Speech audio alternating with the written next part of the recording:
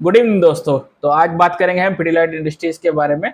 अभी आप चैनल पर अगर नए आए हैं तो प्लीज आप चैनल को जो है ज्वाइन कर लीजिए और रेगुलर नोटिफिकेशन के लिए आप बेल आइकन पर क्लिक करके चैनल को सब्सक्राइब कर लीजिए। चलिए शुरू करते हैं। तो आज बात करेंगे हम पिडिलाइट इंडस्ट्रीज के बारे में। ये स्टॉक काफी अच्छा है और आपके घर में भी यूज होती होंगी।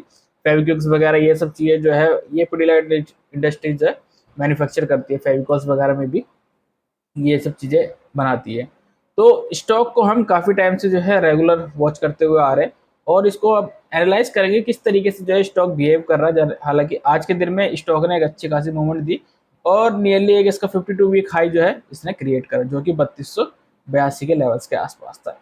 स्टॉक पिछले 2 महीने से हम कहें तो मतलब 5 जून से लेके और आज डेट है हमारी 8 अगस्त, तो मतलब जून गया जुलाई गई, दोनों 2 महीने पूरे जब कंप्लीटली ये कंसोलिडेशन जोन में, जो कि 3000 के लेवल से लेके 3200 के लेवल्स के बीच में है। उससे पहले भी जो है प्राइस ने एक कंसोलिडेशन जोन दिखाया था जो कि हमारा था 2745 के लेवल से लेके और आपके 3000 के जोन का।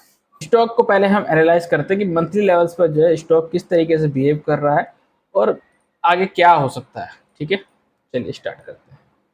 तो अगर आप मंथली लेवल्स पे अगर चार्ट को देखोगे तो ये मंथली लेवल्स का चार्ट है प्रॉपरली।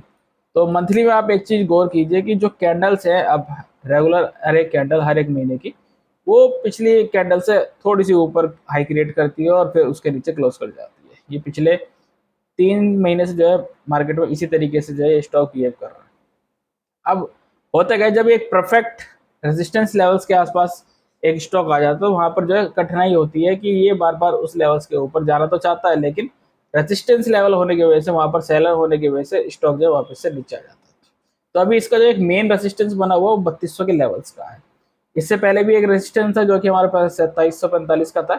आप देखिए मंथली बेसिस पे इस स्टॉक ने जो है यहाँ पर 3 से 4 बार आने की कोशिश करी है, लेकिन क्लोजिंग नहीं कर पाया सही से।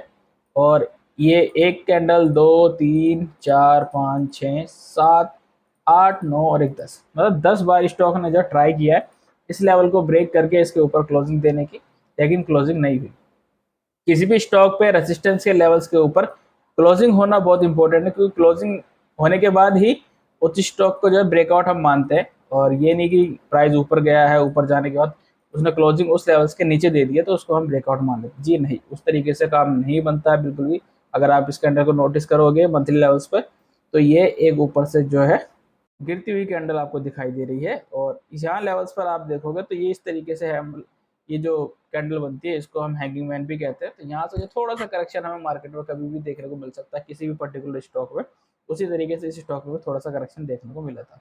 अब बात करते हैं वीकली टाइम फ्रेम पर। मंथली टाइम फ्रेम पे स्टॉक पॉजिटिव है, ये हमें दिख रहा है, लेकिन एक रेजिस्टेंस के जोन पर है। वीकली टाइम फ्रेम पर पिछले 1, 2, 3, 4, 5, 6, 7, 8, 9, 10 हफ्ते से जो है स्टॉक ने रेगुलर एक सपोर्ट लिया है जो कि 3000 के लेवल्स के आसपास है। 3000 पे कंटिन्यू ये स्टॉक जो है अपडेट रहा है, उस लेवल्स को ब्रेक नहीं कर रहा है, उसी लेवल्स के आसपास सस्टेन है। स्टॉक में एक अच्छी बात और है कि आज जो है स्टॉक के रिजल्ट आए और रिजल्ट जो आए वो काफी अच्छा है पिछले क्वार्टर के मुकाबले। तो जो ग्रोथ है, जो सेल्स है वो बढ़ी है, इंटरेस्ट रेट जो है वो कम हुआ है। वो मैं आपको अभी थोड़ी देर में दिखाऊंगा किस तरीके से इसका रिजल्ट आया। अब बात करते हैं डे टाइम फ्रेम पर। अभी रेजिस्टेंस मैंने आपको बता दिया है, ये रेजिस्टेंस लेवल है हमारा 3200 का, मैं यहाँ पर मार्क कर दे रहा हूँ रेजिस्टेंस, क्योंकि इन फ्यूचर हम इस पर दोबारा वीडियो बनाएंगे तो वहां पर मैं आपको ये चीज बताऊंगा कि पिछली वीडियोस में हमने किस तरीके से बात करी, तो इस वीडियो में हम किस तरीके से बात कर रहे हैं। तो अभी रेजिस्टेंस हमारा ये और सपोर्ट लेवल है हमारा 3200, सॉरी 3000 का। सपोर्ट लेवल हो गया हमारा 3000 का। ओके, अब स्टॉक का आरएसआई पे नजर डालते हैं। आरएसआई आप देखोगे तो सिर्फ एक लेवल्स के आसपास जा रहा है, यानी कि 60 से ऊपर कभी भी स्टॉक का आरएसआई अभी नहीं जा रहा है पिछले कुछ टाइम में। और इसी लेवल्स के आसपास आके जब बार बार यहीं से गिर जा रहा है। तो यहाँ पर भी जो आरएसआई भी एक तरीके से जो रेसिस्टेंस फेस कर रहा है। आप ट्रेंड लाइन लगा के देखिए, बार बार उसी लेवल्स के आसपास आता है, ट्रेंड लाइन के आसपास, और वहां से लिक्विडिटी फेस करने के बाद वापस वहां से जो है रिजेक्शन हमें देखने को मिल रहा है। हालांकि प्राइस में अगर आप देखो तो प्राइस एक जगह पर कंसोलिडेट कर रहा है, लेकिन आरएसआई इसका रेगुलर गिरता जा रहा है। यानी कि जो मूवमेंट है वो जल्दी इसमें स्टॉक में आपको देखने को मिलेगी। इसके स्टॉक की वॉल्यूम के बारे में भी बात करते हैं कि वॉल्यूम किस तरीके से बना हुआ है। तो एक बार हम आरएसआई हटा के यहाँ पर वॉल्यूम चार्ट लगा लेते हैं। इसके अलावा मैं आपको एक इंडिकेटर और बताऊंगा इसमें, जो आप इंटरडे में यूज कर सकते हैं, वो आपके काफी हेल्पफुल रहेगा। अब यहाँ पर आप नोटिस करो, देखो किसी भी स्टॉक में क्या होता है, ब्रेकआउट के टाइम पे एक कंटिन्यूसली ग्रीन वॉल्यूम बननी बहुत जरूरी है। रेगुलर ग्रीन वॉल्यूम बनेगी तो उसके बाद एक अच्छी खासी मोमेंटम एक स्टॉक हमें दे सकता है। लेकिन यहाँ आप नोटिस करके देखो कि रेगुलर जो है एक मिली जुली सी कैंडल बन गई, यानी कि अभी ग्रीन बन गई कि 2 दिन बाद जो है आपका रेड बन गई। आज एक हायर बनी है, मतलब हायर कैंडल बनी है जो कि रिजल्ट आया था, लेकिन रिजल्ट उसके ऊपर क्या हुआ, सस्टेन नहीं कर पाया। अपर लेवल से सेलर्स एक्टिव हुए और वापस से स्टॉक को नीचे से धकेल दिया, तो नियरली 3168 के लेवल के आसपास स्टॉक गिर गया। अभी वॉल्यूम के हिसाब से देखो तो एक वॉल्यूम यहाँ पर आया था जो कि आपका अच्छा खासा वॉल्यूम था, उससे थोड़ा सा कम आया। लेकिन यहाँ पर अगर आप नोटिस करो तो थोड़ी थोड़ी सी जो है वॉल्यूम अब बढ़ती हुई हमें नजर आ रही है। मतलब धीरे धीरे आप देखो तो ग्राफ जो है हमारा अपसाइड में जा रहा है। तो इस तरीके का ग्राफ जब भी आया तो डेफिनेटली यहाँ से ज्यादा नहीं मैं कहूंगा, क्योंकि जिस तरीके से स्टॉक अभी हमारा बिहेव कर रहा है उसमें यह हो सकता है कि चलिए यहाँ से 200 पॉइंट ऊपर जाएगा, फिर वहां कंसोलिडेशन करेगा, फिर वहां से 200 पॉइंट ऊपर जा सकता है। इस तरीके से स्टॉक बिहेव कर रहा है, क्योंकि पिछले हमने कुछ टाइम में देखा यहाँ पर जो है 250 पॉइंट के आसपास जो है प्राइस मूव करता रहा, फिर उसके बाद मूवमेंट दी 100 150 पॉइंट 200 पॉइंट की एक ही दिन में दे देता है स्टॉक। और जिस दिन चलेगा उस दिन आपको एक अच्छा खासा रिटर्न दे जाएगा, और उसके बाद जो है फिर कंसोलिडेशन जोन में जाएगा, फिर वहां से ब्रेकआउट होगा। लेकिन जब एक लॉन्ग कंसोलिडेशन हो जाता है उसके बाद प्राइस जब ब्रेक करता है तो एक अच्छे खासे जो है लेवल्स आपको प्रोवाइड कर जाता है, और एक अच्छा खासा प्रॉफिट आपको उसमें डिसेंट प्रॉफिट जो जिसे हम कहते हैं वो आपको देखने को मिल जाता है। चलिए अब इसका जो है स्टॉक का रिजल्ट चेक कर लेते हैं, किस तरीके का स्टॉक का रिजल्ट रहा है। तो स्टॉक का जो रिजल्ट आया है वो आज ही आया है, और पिडिलाइट इंडस्ट्री शेयर अप 4%, मतलब आज जो है 4% के आसपास की जो है स्टॉक में बढ़त हुई है, और हिट भी करा इसने 52 वीक हाई, यानी कि इस टाइम पर ऑल टाइम हाई के आसपास अपना स्टॉक गया था आज के दिन में, लेकिन क्लोज नीचे कर गया वेडनेसडे से। और स्ट्रॉन्ग जो है इसके क्वार्टर उनके रिजल्ट भी आए हैं, ठीक है। अब रिजल्ट पर नजर डालते हैं कि रिजल्ट में एक्चुअल सेल्स क्या रही है, क्या नहीं रही है, इस बारे में। मार्केट कैप की बात करें तो इसका जो मार्केट कैप है वो है 1,61,094 का। स्टॉक का पी रेशियो 58 है, और स्टॉक में इसकी जो मतलब और पेयर्स कंपनी कहेंगे, यानी कि कंपटीटर हम क्या कह लेते हैं, तो SRF, Linde India, Deepak nitrite Gujarat fluorochem, BASF India and Godrej industries जो है ये इसकी पेयर कंपनीज है।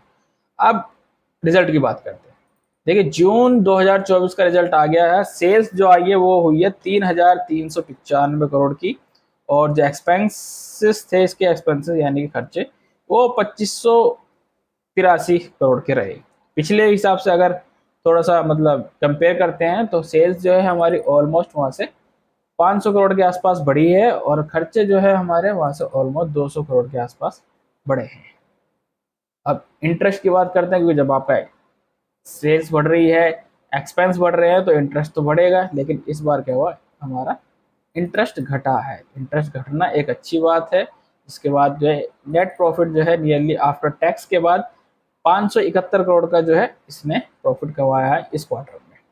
Total overall profit and loss की बात करें तो कम्प्लीटली स्टॉक जो है कुछ टाइम तक मतलब आप देखोगे तो ये मैं आपके ईयर से बात करता हूँ तो 2020 में नियरली 1100 के आसपास, 21 में भी और 22 में भी, 23 में भी, मतलब पिछले 4 साल से जो है मतलब 20 21 22 23 ये 3 4 साल जो है रेगुलर एक कंटिन्यूसली एक ही स्टैंड रहा है प्रॉफिट का। उसके बाद प्रॉफिट बढ़ा है लास्ट ईयर में और इस ईयर में, तो 1845 टोटल इस टाइम तक का है प्रॉफिट है।